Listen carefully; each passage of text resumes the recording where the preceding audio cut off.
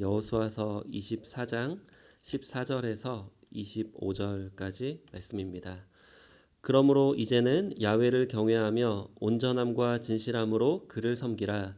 너희의 조상들이 강 저쪽과 애굽에서 섬기던 신들을 치워버리고 야훼만 섬기라. 만일 야훼를 섬기는 것이 너희에게 좋지 않게 보이거든 너희 조상들이 강 저쪽에서 섬기던 신들이든지 또는 너희가 거주하는 땅에 있는 아모리 족속의 신들이든지 너희가 섬길 자를 오늘 택하라. 오직 나와 내 집은 야훼를 섬기겠노라 하니 백성이 대답하여 이르되 우리가 결단코 야훼를 버리고 다른 신들을 섬기기를 하지 아니하오리니 이는 우리 하나님 야훼께서 친히 우리와 우리 조상들을 인도하여 애굽 땅 종되었던 집에서 올라오게 하시고 우리 목전에서 그 큰 이적들을 행하시고 우리가 행한 모든 길과 우리가 지나온 모든 백성들 중에서 우리를 보호하셨음이며 야훼께서 또 모든 백성들과 이 땅에 거주하던 아모리 족속을 우리 앞에서 쫓아내셨음이라. 그러므로 우리도 야훼를 섬기리니 그는 우리 하나님이심이니이다 하니라. 여호수아가 백성에게 이르되 너희가 야훼를 능히 섬기지 못할 것은 그는 거룩하신 하나님이시요 질투하시는 하나님이시니 너희의 잘못과 죄들을 사하지 아니하실 것임이라. 만일 너희가 야훼를 버리고 이방 신들을 섬기면 너희에게 복을 내리신 후에라도 돌이켜 너희에게 재앙을 내리시고 너희를 멸하시리라 하니 백성이 여호수아에게 말하되 아니니이다 우리가 야훼를 섬기겠나이다 하는지라. 여호수아가 백성에게 이르되 너희가 야훼를 택하고 그를 섬기리라 하였으니 스스로 증인이 되었느니라 하니 그들이 이르되 우리가 증인이 되었나이다 하더라. 여호수아가 이르되 그러면 이제 너희 중에 있는 이방 신들을 치워버리고 너희의 마음을 이스라엘의 하나님 야훼께로 향하라 하니 백성이 여호수아에게 말하되 우리 하나님 야훼를 우리가 섬기고 그의 목소리를 우리가 청종하리이다 하는지라. 그날에 여호수아가 세겜에서 백성과 더불어 언약을 맺고 그들을 위하여 율례와 법도를 제정하였더라. 아멘. 오늘은 구약의 그리스도 36번째 시간인데요. 또 다른 종류의 전쟁이라는 제목으로 함께 은혜를 나누고자 합니다. 오늘은 여호수아서의 마지막 부분입니다. 여호수아서 22장에는 이제 모든 지파의 분배를 마치고 이제 요단강 동편에 두 지파반을 먼저 돌려보내고 그들을 축복하는 내용이 나옵니다. 그런데 그 두 지파 반이 이제 요단강가에 큰 제단을 쌓았는데 그로 인해서 이제 다른 지파들이 오해를 하게 되고 그 지파들 간의 큰 전쟁이 일어날 뻔하지만 이제 그 아론의 손자인 제사장 비느하스의 중재로 잘 마무리가 됩니다. 리더십이 이제 여호수아에서 서서히 비느하스로 넘어가는 것을 볼 수 있습니다. 그리고 이어서 23장에는 여호수아가 나이 많아 늙은지라로 시작합니다. 이제 여호수아의 시대가 끝나고 새로운 시대로 바뀌고 있음을 보여줍니다. 이에 여호수아는 이스라엘의 모든 지도자들을 모아서 유언을 남깁니다. 그 유언의 핵심 내용은 하나님이 가나안 땅을 정복하게 하셨으므로 너희들은 그 땅에서 하나님만을 사랑하라는 내용입니다. 그렇게 하지 않을 경우 이제 멸망할 것이라는 심각한 경고도 포함되어 있습니다. 여호수아서 23장 16절 말씀 함께 보겠습니다. 만일 너희가 너희의 하나님 야훼께서 너희에게 명령하신 언약을 범하고 가서 다른 신들을 섬겨 그들에게 절하면 야훼의 진노가 너희에게 미치리니 너희에게 주신 아름다운 땅에서 너희가 속히 멸망하리라 하니라. 아멘. 그리고 이어서 이제 마지막 여호수아서 24장에서는 여호수아가 모든 백성들을 세겜에 모읍니다. 그리고 23장에서 지도자들에게 했던 그 말을 조금 더 자세하게 풀어서 백성들에게 선포합니다. 그리고 그 백성들이 이제 그 말에 동의를 하자 이제 그들과 언약을 맺는데 이것을 세겜 언약이라고 부릅니다. 이스라엘의 역사를 보면 총 백성들 전체가 언약을 맺는 경우가 3번이 있었는데 지금까지 3번이 있었는데 첫 번째 언약은 출애굽 1세대와 시내산에서 맺은 시내산 언약입니다. 그들은 언약을 맺었지만 이제 그 광야에서 불순종함으로 그 언약을 잘 지키지 못하고 결국 광야에서 다 죽게 됩니다. 그리고 두 번째 언약은 출애굽 2세대와 맺은 모압 언약입니다. 출애굽 1세대가 다 죽고 이제 출애굽 2세대가 가나안 정복을 앞두고 모압 평지에서 이제 언약을 갱신하는 내용입니다. 그리고 그들은 그 언약의 내용을 잘 지켜서 이 가나안 땅을 정복하고 이제 그 땅에서 분배받아서 안식을 누리게 됩니다. 그렇게 20여 년 정도의 시간이 흘러가고 이제 출애굽 2세대도 나이가 많고 그들을 지도했던 여호수아도 죽음이 가까워 오고 이제 출애굽 3세대가 이제 등장을 하게 됩니다. 여호수아는 이런 상황 속에서 이제 죽음을 앞두고 모압 언약을 모르는 출애굽 3세대와 이제 새롭게 언약을 갱신하는데 이 내용이 바로 세겜 언약입니다. 이 세 번의 언약은 내용은 다 달랐지만 그 대상은 다 달랐지만 내용은 같았습니다. 왜냐하면 하나님이 처음 주셨던 시내산 언약의 내용을 계속해서 출애굽 2세대와 3세대에게 갱신하는 내용이기 때문입니다. 그 내용은 바로 하나님이 너희에게 약속의 땅을 주실 것인데 그 약속의 땅에서 하나님만을 사랑해야 한다. 그렇지 않으면 그 약속의 땅에서 너희는 멸망할 것이다. 이런 내용이었습니다. 여호수아는 죽기 직전에 모든 백성들에게 이 유언처럼 이 언약의 내용을 선포하고 백성들과 언약을 맺습니다. 이 언약은 실제로 굉장히 중요한 역할을 했습니다. 왜냐하면 출애굽 2세대와 3세대들이 이 언약 때문에 약속의 땅에서 하나님만을 섬길 수 있었기 때문입니다. 오늘 여호수아서 24장 31절에 보시면 이스라엘이 여호수아가 사는 날 동안과 여호수아 뒤에 생존한 장로들 곧 야훼께서 이스라엘을 위하여 행하신 모든 일을 아는 자들이 사는 날 동안 야훼를 섬겼더라. 아멘. 그 세겜 언약을 이후로 그 세겜 언약을 맺었던 그 사람들 남아있는 그 백성들은 그들의 사는 날 동안 하나님을 섬겼다 이렇게 기록하고 있습니다. 이것은 짧게 기록되어 있지만 결코 쉬운 것은 아닙니다. 왜냐하면 그 후대들의 삶이 사사기에 나와 있는데 그들의 삶을 보면 신앙이 갈수록 더욱더 심하게 무너지는 것을 볼 수 있는데 이것을 통해서 하나님만을 섬기는 것이 얼마나 어려운지 우리는 알 수 있습니다. 그리고 이제 그 전쟁의 종류가 바뀌는 것을 또 볼 수 있는데 그 전까지 그들이 해왔던 전쟁은 가나안 땅을 정복하는 정복 전쟁입니다. 그 정복 전쟁을 승리로 이끌고 약속의 땅을 그들은 분배받았습니다. 그런데 이제는 약속의 땅을 지켜야 하는 이전까지 해왔던 정복 전쟁과는 또 다른 종류의 전쟁에 그들은 직면하고 있습니다. 그 전쟁은 약속의 땅을 지키는 방어 전쟁입니다. 하지만 그 전쟁은 다른 적들로부터 지키는 전쟁이 아니라 그들의 마음을 지켜야 되는 전쟁이었습니다. 즉 그들의 마음을 그 약속의 땅을 허락하신 하나님께만 드리고 그 외에 온갖 죄와 우상들에게서 그들의 마음을 지키는 전쟁입니다. 이스라엘의 역사를 보면 그 전쟁이 결코 만만치 않다는 것을 우리는 알 수 있습니다. 그 바로 뒤에 사사시대와 또 그 이후의 왕정시대의 혼란과 멸망이 이를 증명해 줍니다. 오늘 우리에게 주시는 하나님의 메시지가 바로 여기에 있습니다. 오늘 우리도 또 다른 종류의 전쟁에 직면하고 있습니다. 우리 모두는 어느 정도의 의미 생활과 또 신앙생활을 통해서 약속의 땅을 정복했다고 볼 수 있습니다. 물론 이 정복은 이스라엘의 정복처럼 완벽하지는 않고 또 완전하지도 않습니다. 하지만 선하신 하나님이 선하신 뜻 안에서 우리 각자에게 가장 알맞는 모양과 방법으로 그 약속의 땅을 분배해 주셨음을 믿어야 합니다. 그래서 우리는 더 많은 땅을 정복하기 위해서 욕심내기보다 이제는 분배받은 땅을 잘 지켜내는 것에 더 집중해야 합니다. 지금까지는 약속의 땅을 정복하기 위해서 앞만 보고 숨가쁘게 달려왔다면 이제는 그 땅을 지켜야 할 때입니다. 이전에는 속도와 양을 중요하게 생각했다면 이제는 방향과 질을 더 중요하게 생각해야 합니다. 인생의 성공과 성취보다 의미와 가치를 더 생각해야 합니다.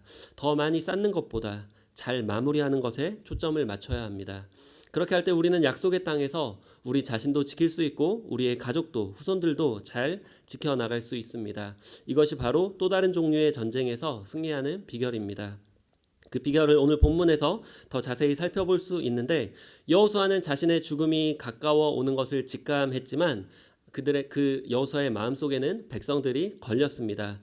왜냐하면 그들은 정복 전쟁을 승리로 마쳤지만 그들이 직면하고 있는 또 다른 종류의 전쟁에서 패배할 것이 불보듯 뻔했기 때문입니다. 그 이유가 본문 14절에 나옵니다. 본문 14절 보시면 그러므로 너 이제는 야훼를 경외하며 온전함과 진실함으로 그를 섬기라.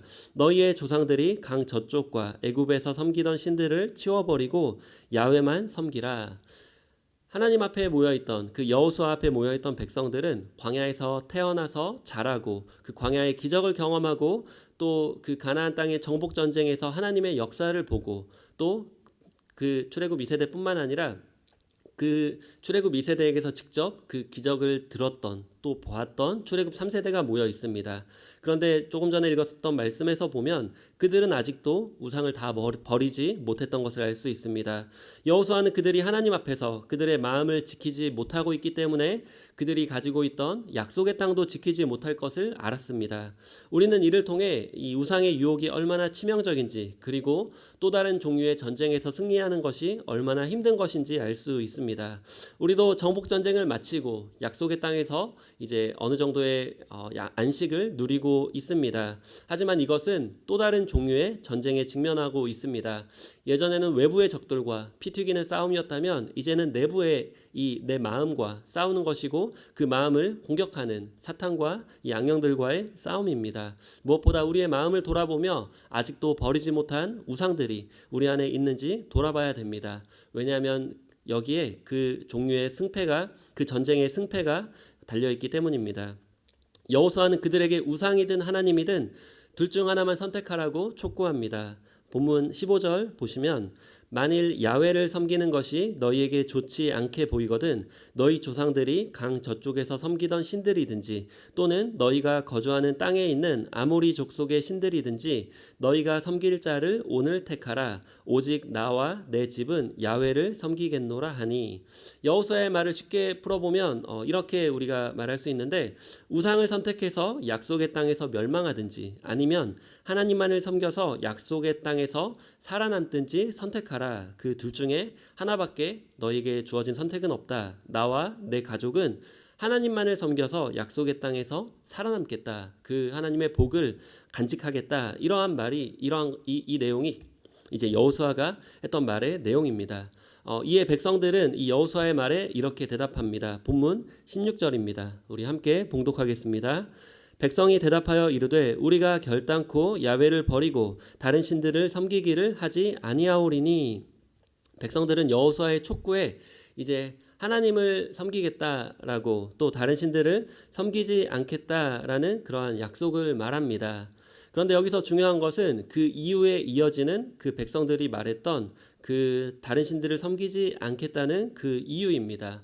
왜냐하면 그들이 가지고 있는 이유가 확실해야 그 이유를 가지고 끝까지 하나님만을 섬길 수 있기 때문입니다. 상황이 바뀌어도 또 환경이 바뀌어도 그들이 하나님만을 섬길 수 있는 것을 이 이유에서 찾을 수 있습니다.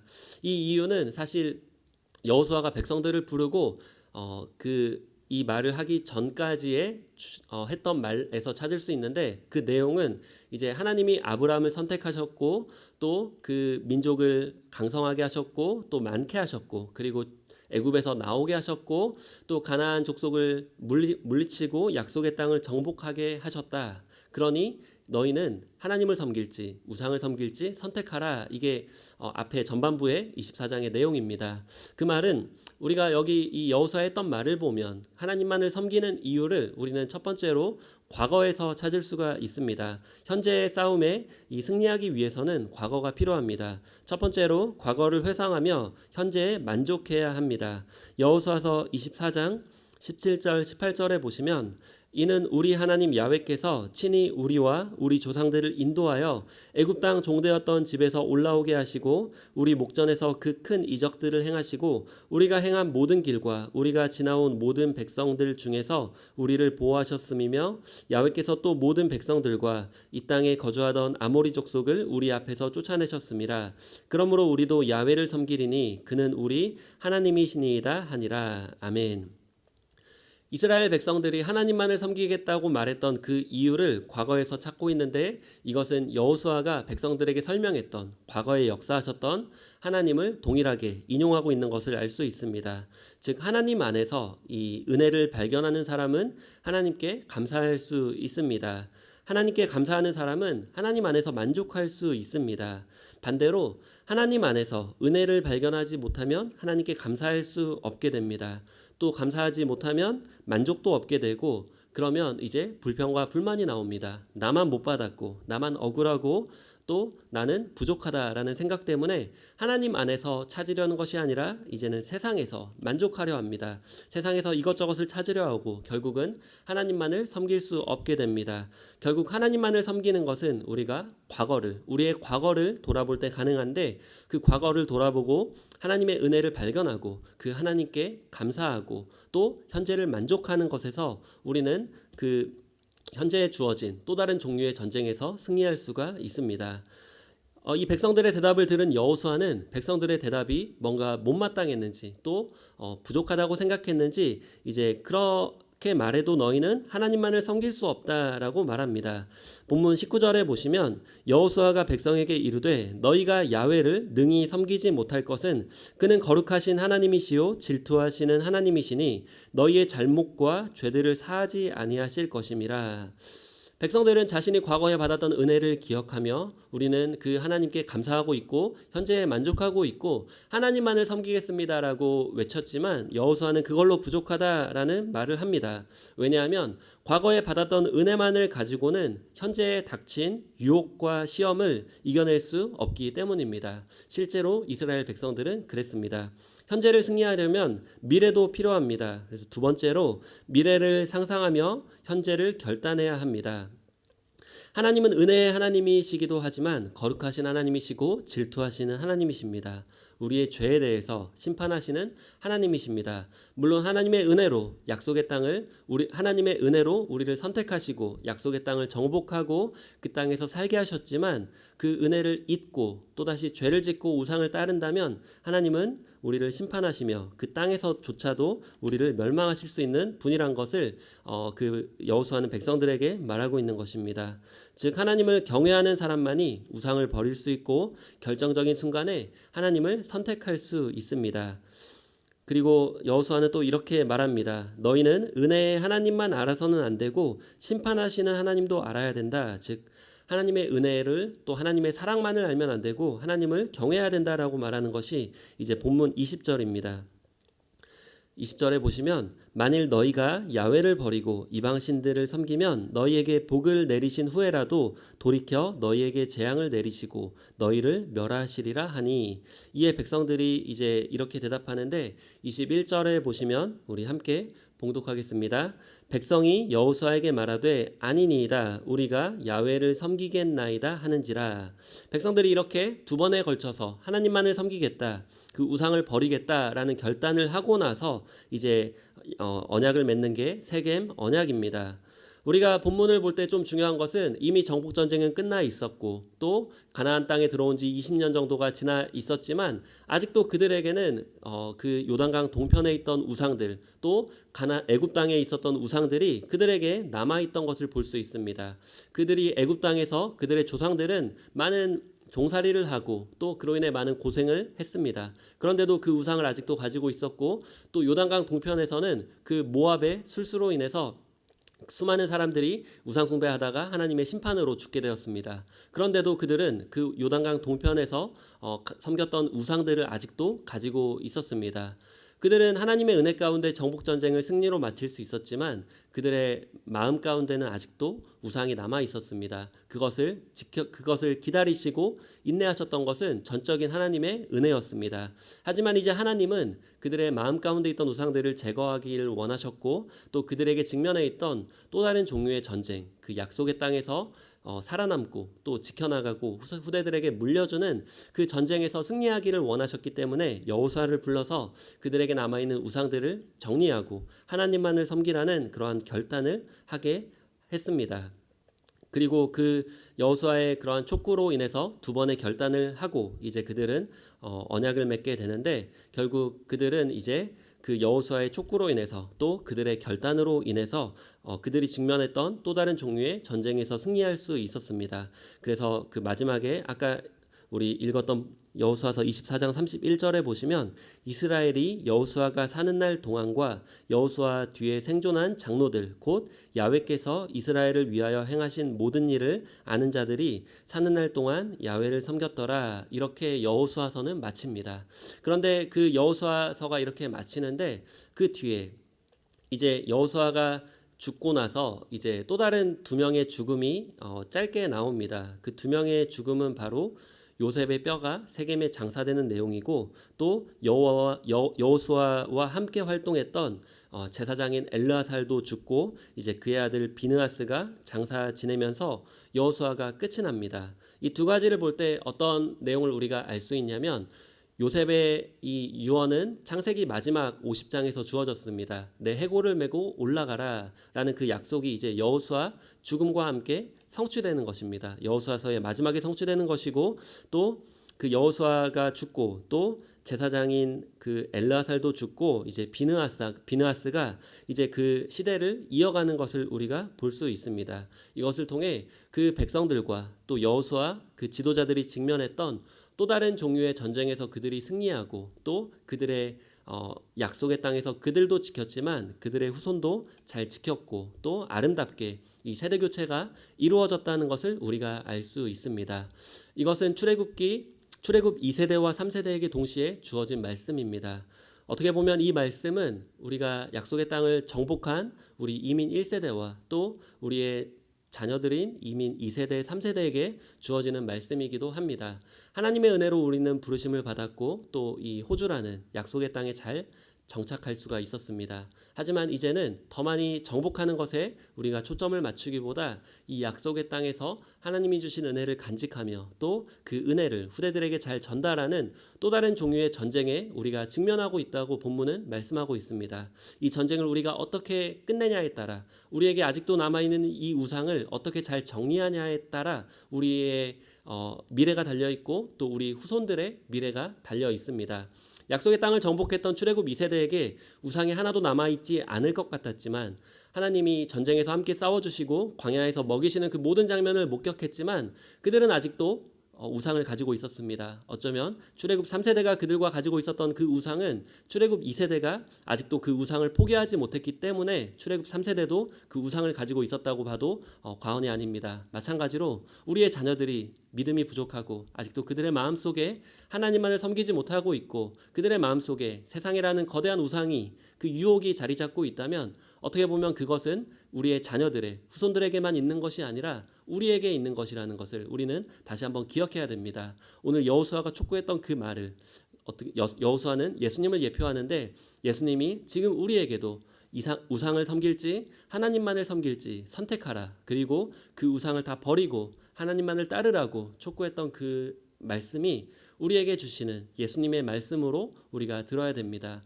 그 말씀을 통해서 우리에게 직면한 또 다른 종류의 전쟁에 우리가 승리하면 우리도 지키고 또 우리의 자녀들도 지킬 수 있습니다. 바라기는 이 정복전쟁의 승리가 하나님의 은혜였음을 기억하고 그 하나님을 경외함으로 지금 직면하고 있는 또 다른 종류의 전쟁에서도 승리하시고, 그 승리를 우리와 우리 후손들에게도 나누어 주시는 저와 여러분이 되시길 예수님의 이름으로 간절히 축원합니다.